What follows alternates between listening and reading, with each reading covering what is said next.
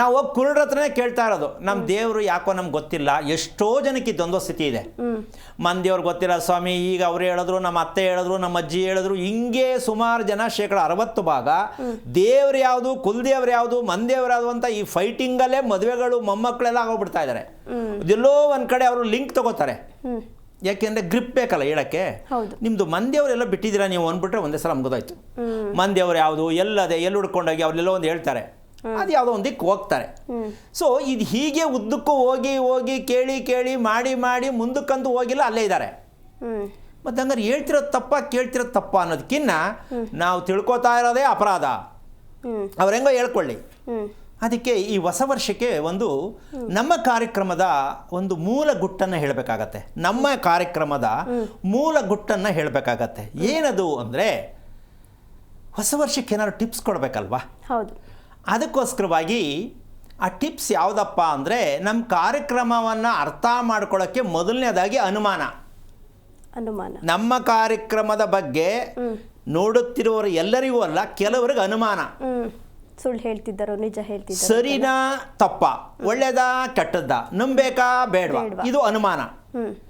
ಎರಡನೇದು, ಇದನ್ನು ಇಲ್ಲ ಏನೇ ಆಗಲಿ ಇದನ್ನೇ ತಿಳ್ಕೋಬೇಕು ಅಂತಕ್ಕಂಥ ತಿಳ್ಕೊಂಡು ಏನೋ ಮಾಡೋಕ್ಕೋದ್ರೆ ಅಕ್ಕಪಕ್ಕರು ಇವ್ರ ಮೇಲೆ ಅವಮಾನ ಮಾಡ್ತಾರೆ. ಅವ್ರು ಯಾರೋ ಹೇಳ್ತಾರೆ ಅಂತ ನೀವೇನೇನೋ ಮಾಡ್ತಿರಲ್ಲ. ಏನು ಬೆಳಿಗ್ಗೆ 5 ಗಂಟೆಗೆ ಸ್ನಾನ ಮಾಡ್ಕೊಂಡು ಹೂ ಮುಡ್ಕೊಂಡಿದ್ಯಾ, ಅದು ಯಾರೋ ಟಿ ವಿಲಿ ಹೇಳ್ತಾರೆ ಅಂತ ನೀನು ಮಾಡ್ತಾ ಇದ್ದೀಯಾ ಅಂತ ಹೋಗ್ಬಿಟ್ಟು ಅವ್ರಿಗೆ ಅವಮಾನ ಮಾಡ್ತಾರೆ. ಮೊದಲು ಅನುಮಾನ, ಆಮೇಲೆ ಅವಮಾನ. ಈ ಅವಮಾನ ಆಗಲಿ ಬಿಡಲಿ, ನಾನು ಸಾಧನೆ ಮಾಡೇ ಮಾಡ್ತೀನಿ ಅಂದರೆ ನಿಮ್ಗೆ ಸಿಗುತ್ತೆ ಸನ್ಮಾನ. ಅಂದರೆ ಪೂರ್ಣವಾಗಿ ವಿಚಾರವನ್ನು ನಾವು ಸಾಧನೆ ಮಾಡಲೇಬೇಕಂತ ನೀವು ಸಾಧನೆ ಮಾಡಿ ಯಾರಿಗಾರು ಹೇಳ್ಕೊಳ್ಳಿ, ಯಾರೇನಾರು ಹೇಳ್ಕೊಳ್ಳಿ, ಇಲ್ಲ ಇದರಲ್ಲಿ ಏನೋ ಒಂದು ಸತ್ಯ ಇದೆ ಅಂತ ತೀರ್ಮಾನ ಮಾಡಿಕೊಂಡಾಗ ನಿಮ್ಗೆ ಸಿಗುತ್ತೆ ನಿಮ್ಮ ಕುಟುಂಬದಲ್ಲಿ ನಿಮಗೆ ಸನ್ಮಾನ. ಬೇಕಾ ಬೇಡ ಅಂತೀಯಾ?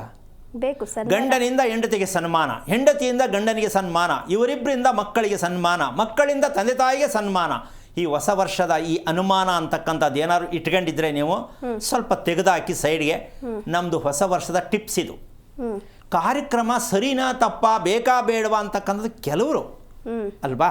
ಈಗ ಅದಕ್ಕೆ ಸರಿಯಾದ ಉತ್ತರವನ್ನು ಹೇಳಿದ್ದೀನಿ.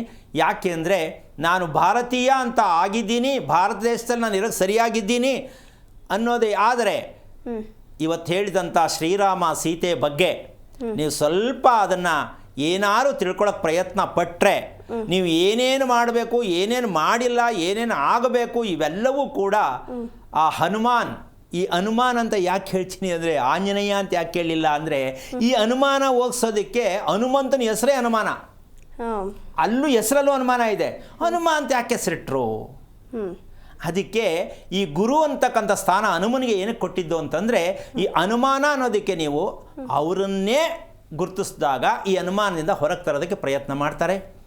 ಇದಕ್ಕೆ ವಿಚಾರವನ್ನು ಇವತ್ತು ಹೇಳೋಣ. ಏನಕ್ಕೆ ಅಂದರೆ, ಜ್ಞಾನ ಅಂತಕ್ಕಂಥದ್ದು ಬೇಕು ಪ್ರತಿಯೊಬ್ಬರಿಗೂ ಅಂತಕ್ಕಂಥದ್ದೇ ಈ ಕಾರ್ಯಕ್ರಮದ ಪೂರ್ಣ ಉದ್ದೇಶ. ಹೌದು. ಪ್ರತಿಯೊಬ್ಬರಿಗೆ ಏನು ಬೇಕು? ಜ್ಞಾನ ಬೇಕು.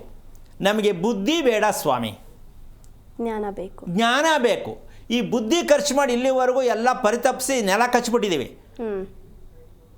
ಈ ರೀತಿಯಾಗಿ ಜ್ಞಾನ ಬೇಕು ಅಂದರೆ, ನೀವು ಕುಲದೇವತೆ ಯಾರು ಅಂತಕ್ಕಂಥ ತಿಳ್ಕೊಳ್ಳೋದಕ್ಕೆ ಅತಿ ಮುಖ್ಯವಾದ ಒಂದು ವಿಷಯ ಯಾವುದು ಅಂದರೆ, ನಮ್ಮ ಮನೆಯಲ್ಲಿ ಇರ್ತಕ್ಕಂತಹ